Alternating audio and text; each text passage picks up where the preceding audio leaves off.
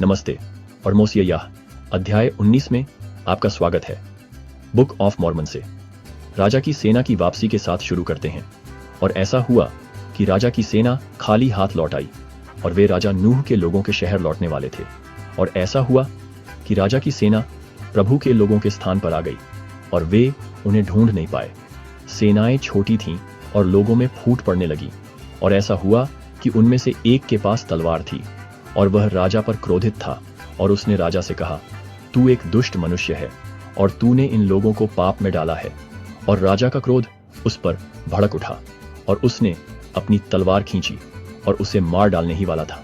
लोग बंटे हुए थे और राजा नूह के खिलाफ धमकियां बढ़ने लगीं। गिदोन नाम का एक बलवान आदमी और राजा का दुश्मन, उसने अपनी तलवार खींची और उसे मारने की कसम खाई। जैसे जैसे संघर्ष बढ़ता गया, राजा नूह ने भागने की कोशिश की।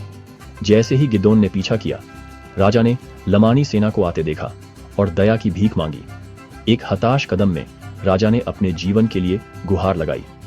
राजा नूह ने गिदोन से विनती की कि वह उसे न मारे, क्योंकि लमानी उन सभी को नष्ट कर देंगे।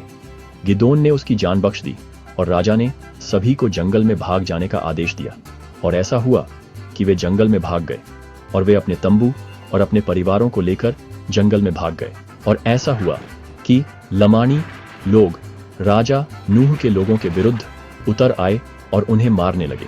और लमानियों ने उनका पीछा किया और बड़ी संख्या में उन्हें मार डाला।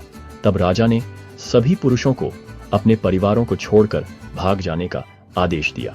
हालांकि कुछ पुरुषों ने अपनी पत्नियों और बच्चों को छोड़ने से इनकार कर दिया, दूसरों ने पालन किया। और ऐसा हुआ कि महिलाओं ने लमानियों से विनती की कि वे उन्हें न मारें, और उन्होंने उन्हें अपना सोना और अपनी चांदी और अपनी सारी कीमती चीजें दे दी। और ऐसा हुआ कि लमानियों ने शहर पर अधिकार कर लिया और उन्होंने लोगों को मार डाला। और उन्होंने महिलाओं और बच्चों को ले लिया और उन्हें दास बना लिया।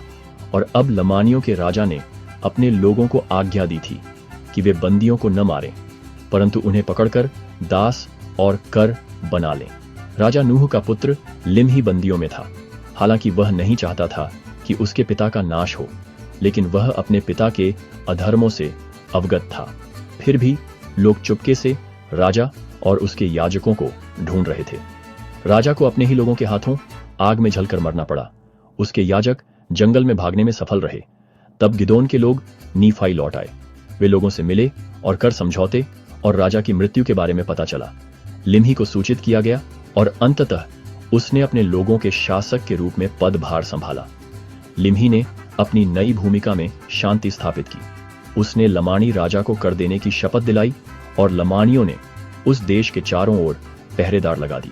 और लिम्ही राजा का पुत्र होने के नाते लोगों द्वारा उसे राज्य सौंपा गया। उसने लमानियों के राजा को शपथ दिलाई कि उसके लोग उसे अपनी सारी संपत्ति का आधा कर देंगे। और अब राजा लिम्ही के राज्य में 2 वर्ष तक निरंतर शांति रही।